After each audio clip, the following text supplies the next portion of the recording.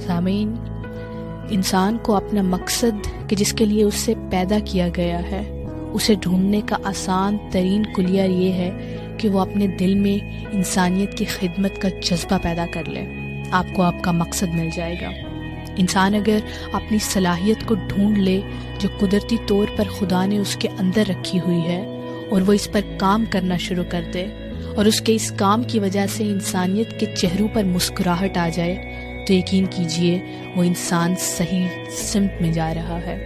جیسے آلفریڈ نوبیل ایک دن اخبار پڑھ رہا تھا۔ اخبار میں لکھا تھا کہ موت کا سوداگر مر گیا جس نے ڈائنامیٹ بنایا تھا، جس نے دنیا کو موت کے کنویں میں دھکیل دیا۔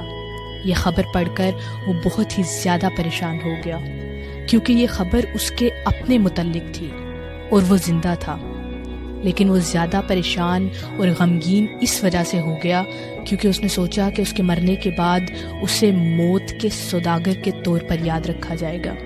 یہی وہ لمحہ تھا کہ جب اس نے اپنی زندگی بدلنے کا فیصلہ کیا۔ اس نے اپنی پہچان بدلنے کا فیصلہ کیا۔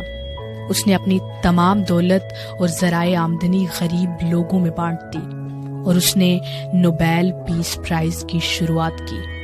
اس ایوارڈ کو دنیا کے بڑے ایوارڈز میں سے ایک تسلیم کیا جاتا ہے اور یہ امن قائم کرنے والوں کو دیا جاتا ہے۔